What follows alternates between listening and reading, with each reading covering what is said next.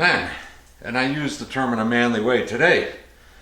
We're going to be firing up the TIG welder. We're going to be creating an electric arc operating in a shield of inert gas. The electric arc is going to get hot and turn this aluminum into a molten state. We're going to create a puddle in that molten state. Into that little puddle of molten metal, we're going to insert welding rod. That welding rod is going to fill up and bridge the gap between these two pieces of crankcase, and it's going to turn the two pieces of crankcase back into one piece of crankcase. It'll operate much better as a machine if the crankcase is in one piece. Anyway, that's what we're going to do today. This thing has been cleaned up, it's prepped, it's ready to go. It's sitting on my welding table, which is kind of a little Jippo piece of crap, but hey, it works. The table can tilt and pivot so that when I get around to doing the vertical parts over here, I'll be able to turn this thing sideways, turn it on end, and I'll be able to do the vertical welds flat and horizontally rather than vertically, which is a lot easier for me. Anyway, we're going to throw this in the oven, we're going to heat it up, we'll bring it back out here, I'll start the camera again, and we'll see how this project goes. Hopefully I got my shit together today and I could put out a decent bead.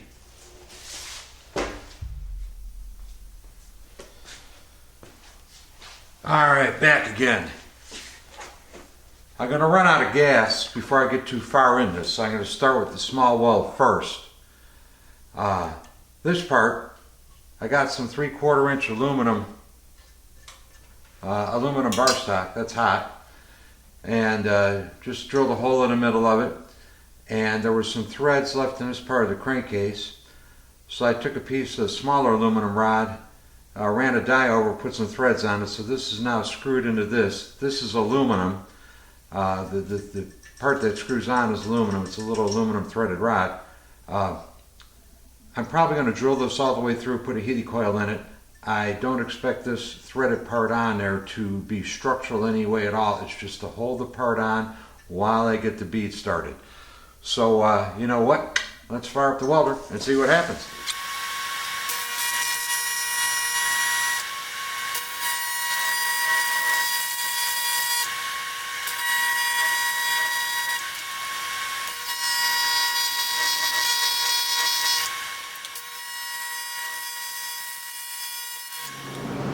Alright, you might notice I got a screw in here. The screw is overlapped by this boss. I'm ready to weld in this area, so I'm going to take a file or a Dremel tool and grind a little bit of this off so I get the screw out of there, then I'll weld this up.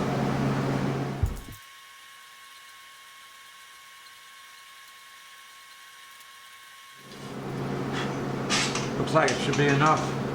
Let's see.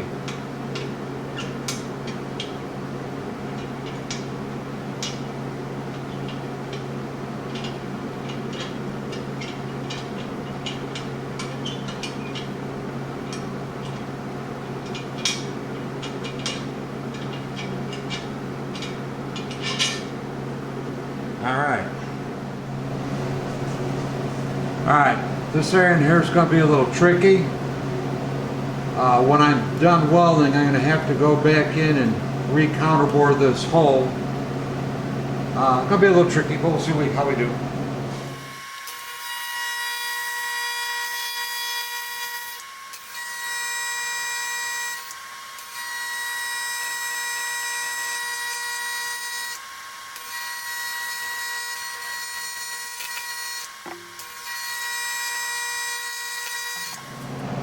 Alright, I'm calling that done. I'm satisfied with that.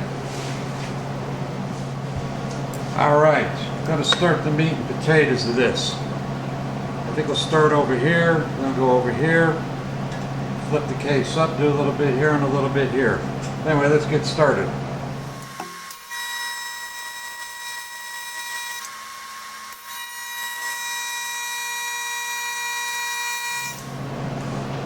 Alright, that's a pretty good start.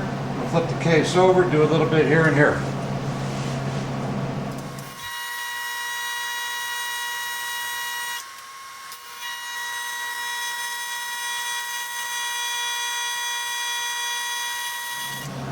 Alright, not looking too shabby. I think I'm going to flip the case around and we're going to go in through here. Back in a minute.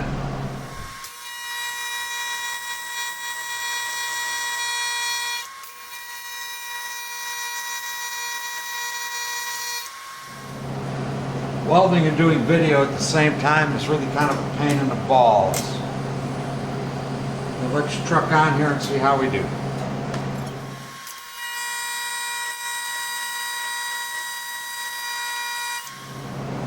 Alright, had to reevaluate my plan of attack there. You know, so much of welding is getting the work in a position where you are comfortable. You have to have the angles right, you got to be able to hold the torch right, you got to be able to hold yourself in a position where you can be relatively steady. And sometimes it takes some mucking around to do that. Anyway, here we go again.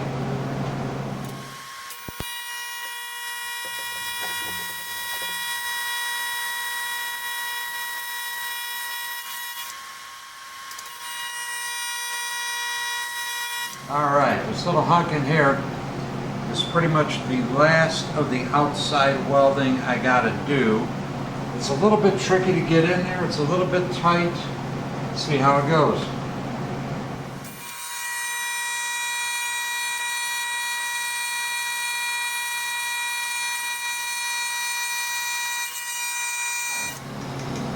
This is kind of a thick area in here. I had to pedal to the metal on this one.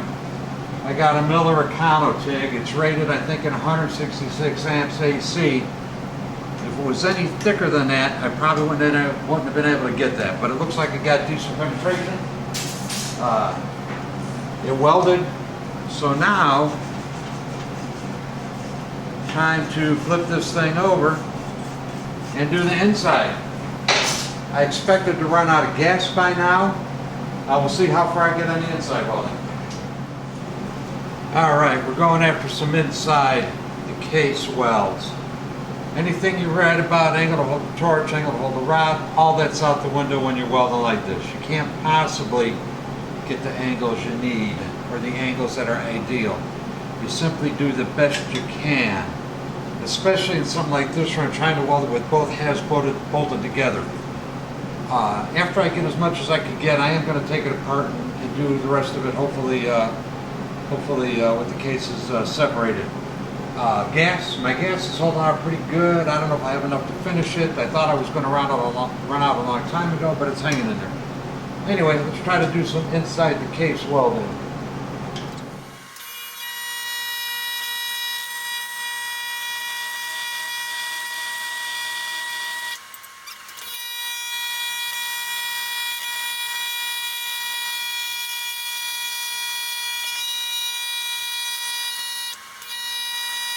Alright, we're going to give this a shot with the case halves bolted together. We'll see how good it goes. I'll get as far as I can get, and then I may have to stop and unbolt these things to finish it off. Let's see what happens.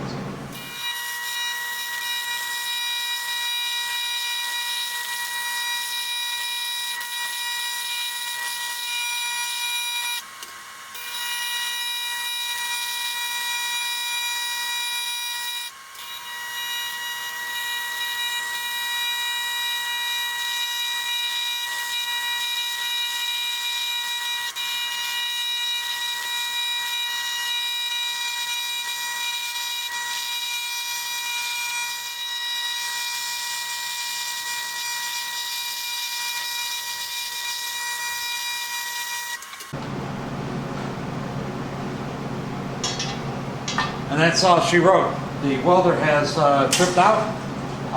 It'll come back in a few minutes, I do believe. I had it pedal to the metal there. Time to take a break. Yeah, I think while I'm waiting for the welder to come back, I'm going to throw this back in the oven and keep it preheated. You know, actually I think what I'm going to do is I think I'm going to unbolt the halves from each other so that when I bring it back out I can weld just the half. It'll be a lot easier to finish up. And of course everything is hotter than hell.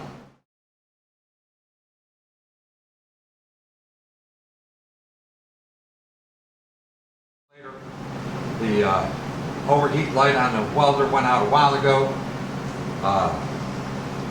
I leave it running after it overheats so that the fans and all that are running, and I think that helps cool it down.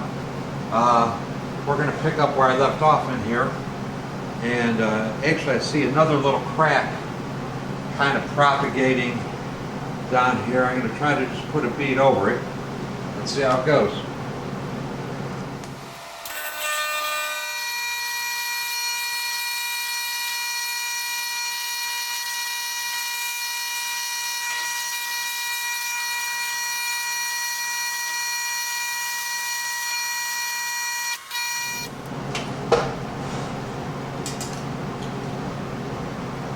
Alright, the little crack on the side is welded up. I got about 4 inches of welding here to go. They're probably the toughest 4 inches I'll have to do on this project. I'm about to run out of gas. Let's see how far I get.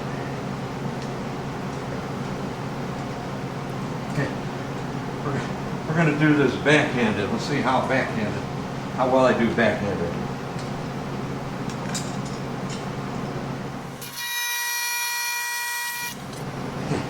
Touch the rod into the electrode. Now looking good. I think I'm going to call it quits for now and go get the gas refilled.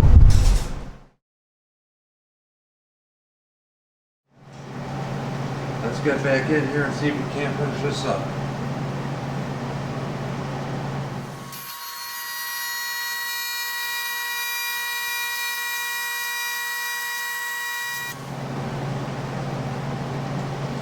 Okay, that welding's going nicely. We're going to run these two right out to the edge.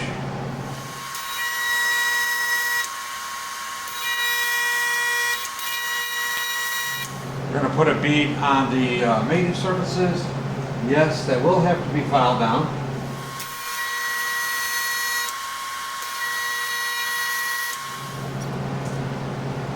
Alright, we're going to turn it one more time, finish up this little bit right near the edge on both sides.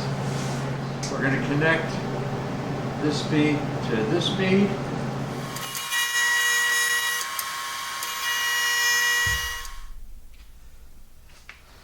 Fuck, look at that. While I wasn't looking, somebody put a finished crankcase on my workbench. Seriously, folks. Due to operator error, that would be me. Due to technical difficulties, that would be head up my ass. A lot of the finishing work, well, all of the finishing work that was shot after the last bit of welding is either non-existent or totally useless. So we're skipping those steps and we're jumping ahead. Suffice it to say, that last little bit of welding you saw was the last little bit of welding. After that, I sandblasted these crankcases again. I put them on my milling machine and milled this surface here flat so that it was the same height as this and this. I put a Healy coil in here because it was stripped out. I put a Healy coil in here just because Healy coils are harder than aluminum. And this was stripped out, so I put a Healy coil in there. On the parting flange, I filed and sanded the termination of these welds, the termination point on the parting surface of the crankcase. FYI, I find it difficult to use a file and get these to come out flat. The file is a localized kind of a cutting device, so I filed them down till they were just proud of the mating surface, and I wrapped some sandpaper around a machinist 123 block, and that kept it flat because you don't want to dish out the area where you're filing or sanding because you'll create a leak there. Anyway, put everything back together again, put all the bolts in, tightened all the bolts up, and I ran a check on the crankcases to verify that there were no warps and no distortions in the finished product. So I have in my hand a .0015 thousandths feeler gauge, and Here's the area where, of course, most of the welding took place. And the feeler gauge does not penetrate into the area. You know, I ran it around the entire crankcase. The entire crankcase was good before. The entire crankcase is good still now. So we've welded this big part back in, put a tremendous amount of heat into this crankcase, and the crankcase is still straight. There are guys who say you can't do this, that'll screw the crankcase up. Well, here's your proof. Here's your proof it can be done. Any of you guys who've got broken crankcases, get a hold of me through my website, www.ironheadcycle.com. I've seen a lot of these cases that people thought were junk, and they are savable. Here's your proof right here. They're not all savable, but a lot of times the damage is not as bad as people think it is. With a little planning, a little preparation, and a little consideration of what the problem is and how you're going to address it, you could save a case that otherwise would be junk. And you know, new Harley cases, I am sure, are available from your dealer for an outrageous amount of money. Old ones like this are essentially not replaceable. A couple other things to note. I did counterbore this bolt hole and clean this up. You could see, well, you can't see, is what you can't see, is you can't see where the weld and the crankcase end and begin, and where the repair part ends and begins. The rod almost perfectly matches the aluminum, and I think this is 4043 rod is what I use on these. You know, where I milled down in through here, there's no seam visible at all, there's no bubbles, there's no voids. On this welding here, the bead's a little uneven, but you know, it's got good fusion to either side. When I welded from the outside here, I probably got about 70-75% penetration. When we flipped it over and did the inside, I'm virtually 100% penetration all the way around. This thing was welded on two sides. It ain't going nowhere. We're going to flip this over and I'll show you what the inside looks like. Stand by.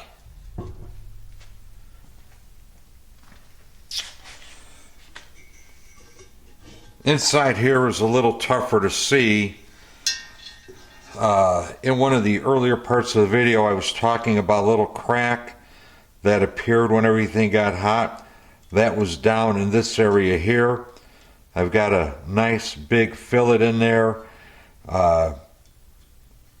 welding that part of the crack together again, filling that in. You could see the welding all the way around. It goes all the way around, all the way around, all the way around, back out to the parting surface. The same on the other side, all the way around, back out to the parting surface. The bead's not quite as nice as I would like it to be, but the difficulty of welding inside a crankcase like this is pretty difficult. It's just hard to get the right angles on everything. I'm more concerned with getting enough heat in there to get good penetration and to, you know, flow the aluminum together, flow the rod into the crankcase, and it has with each other. But anyway, this thing is good to go. I'm done with it. I'm going to set it aside, and it's going to sit on a shelf until somebody claims it, which is back to the giveaway part of this. I'm going to give this crankcase away. I want to give it to a military, veteran, active duty personnel first. I think this country doesn't do enough to help its veterans. So if you're either active duty or a veteran and you want this thing, subscribe to the channel. Get your friends to subscribe to the channel. Once I get up to 5,000, I'll put all the names in a hat of people who express an interest in this thing. I'll pull a name out of there and I'll give it to you. I might ask for shipping. Shipping this thing, probably, depending where it needs to be shipped to, probably 60-70 bucks. But this is a perfectly good 86 Sportster crankcase. well, maybe not perfectly good. I mean, it is 86 and it is a little bit, it is used obviously. So it ain't perfect, but it's nonetheless functionally usable. I don't think you're going to have any trouble whatsoever with leaks along the parting surfaces. I can't get 1/1000 feeler gauge to penetrate anywhere on there. That's really pretty close tolerance on something like this. To do as much welding as I did and have no observable warpage whatsoever, I'm very happy with that. That would be nearly a complete success. So signing out for now. This project's wrapped up. We'll move on to the next one. Don't know what it's going to be for sure. Please subscribe. Thanks for watching. I am out of here. Y'all have a good day.